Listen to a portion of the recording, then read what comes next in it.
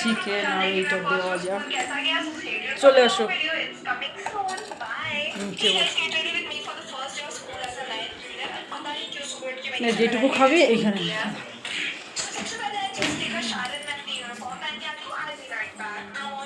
দেখো মেয়ের ডিনার হচ্ছে, আমরা করবো পরে।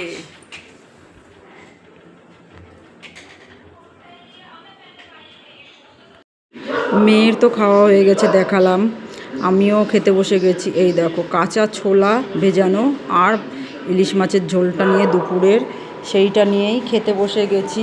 কারণ রাতে আমাদের ভাতটাই হয়, তরকারি বিশেষ কিছু হয় না, যেহেতু সকলেই ভাত খাই আমরা, রাতে রুটি কেউ খাই না, গ্যাস হয়ে যায়। কারণ এই কথাগুলোই বলছিলাম, কিন্তু সাউন্ডটা এত ডিস্টার্ব করছিল তাই আমি ভয়েস ওভার দিচ্ছি এখন বসে।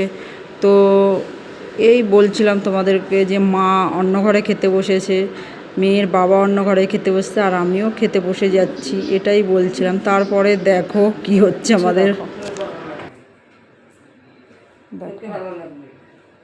দেখো দিদা নাতনি চলছে হচ্ছে পয়লা বৈশাখের ভাগাভাগি জামা কাপড়। দুই বোন যেরকম ছোটোবেলায় করে না, সেরকম করছে। পড়া ছেড়ে দেখো, এই দেখো এখন পয়লা বৈশাখের জামা কাপড় বাছাবাছি চলছে। মামা নিয়ে এসছে, মেয়ের মামা, আমার নয়।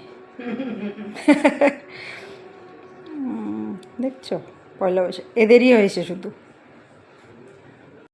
আজ না এই জিনিসগুলো দেখে ছোটোবেলার কথা ভীষণ মনে পড়ছিল, যে আমরাও একটা সময় ভাই বোনরা নিয়ে এরকম জামা কাপড় নিয়ে বসতাম, তার মজাটাই আলাদা। এখন আর সেই মজাটা পাই না, কোথায় যেন সেই দিনগুলো হারিয়ে গেছে। তো যাই হোক, এরকমই জীবনে চলতে থাকে সবারই। গুড নাইট, সবাই ভালো থেকো, সুস্থ